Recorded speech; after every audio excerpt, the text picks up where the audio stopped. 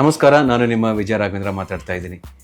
Big boss 1 label winner ಅಂತ ಹೇಳ್ತಾ ಇದೆ, ಆದರೆ ನೀವು ನೋಡಿ ಆಶೀರ್ವಾದ ಮಾಡಿ ಗೆಲ್ಲಿಸಿದ್ದು ನನ್ನ. ಸೊ ಬಿಗ್ ಬಾಸ್ ಮನೇಲಿ ಇದ್ದವನು ಅಂತ ಹೇಳೋದಕ್ಕೆ ಇಷ್ಟಪಡ್ತೀನಿ. ಅಂದರೆ ಸೀಸನ್ 1ನಲ್ಲಿ ಇಡೀ ಸೀಸನ್ ನಮ್ಮ ಬಿಗ್ ಬಾಸ್ ಮನೆಯಲ್ಲಿ ಇದ್ದು ಜೀವಿಸಿ ಅದನ್ನು ಅನುಭವಿಸಿ ಬಂದಂಥ ನಿಮ್ಮ ಚಿನ್ನಾರಿ ಮುತ್ತ ವಿಜಯ ರಾಘವೇಂದ್ರ. ಬಿಗ್ ಬಾಸ್ ಅಂದರೆ ನನ್ನ ಪ್ರಕಾರ ನನ್ನ ಜೀವನಕ್ಕೆ ಹಾಗೆಯೇ ನನ್ನ ಕೊಲೀಗ್ಸ್, ನನ್ನ ಸ್ನೇಹಿತರು ಯಾರ್ಯಾರು ನನ್ನ ಜೊತೆ ಬಿಗ್ ಬಾಸ್ ಮನೆಗೆ ಬಂದರೋ ಎಲ್ರಿಗೂ ಅವರವರ ಜೀವನವನ್ನು, ಅವರವರ ವ್ಯಕ್ತಿತ್ವನ, ಅವರವರ ಈ ಅಪ್ಸ್ ಆ್ಯಂಡ್ ಡೌನ್ಸ್ ಅಥವಾ ಗುಡ್ ಆ್ಯಂಡ್ ಬ್ಯಾಡ್ ಅಂತ ನಾವೇನು ಹೇಳ್ತೀವಿ, ಎಲ್ಲರಲ್ಲೂ ಅದು ಇರುತ್ತಂತೆ. ಸೊ ಅದನ್ನು ಬಹಳ ಸೂಕ್ಷ್ಮವಾಗಿ ಗಮನ ಇಟ್ಟು ಕೆಲವು ಕಡೆ ಕರೆಕ್ಷನ್ ಮಾಡ್ಕೊಳ್ಳೋಂಥ ಅವಕಾಶ ಸಿಕ್ತು.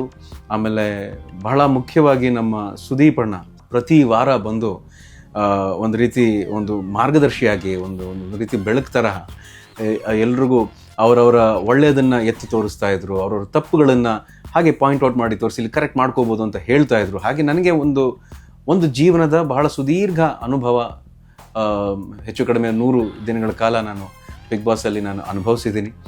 ಹಾಗಾಗಿ ಇದು ಎಲ್ರಿಗೂ ಕೂಡ ಒಂದು ಒಳ್ಳೆಯ ಅವಕಾಶ. ಮತ್ತೊಮ್ಮೆ ಒಂದು ಕನ್ನಡಿ ಥರ ಹಿಡಿಯುತ್ತೆ ಬಿಗ್ ಬಾಸ್ ನಮಗೆ.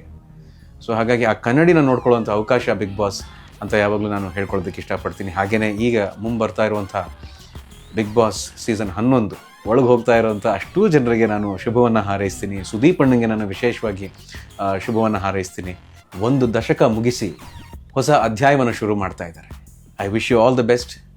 ನಿಮಗೆ ಎಲ್ಲ ಶುಭವನ್ನು, ಒಳ್ಳೆಯದನ್ನು ಭಗವಂತ ಕರುಣಿಸಲಿ ಅಂತ ನಾನು ಕೇಳ್ಕೊತೀನಿ.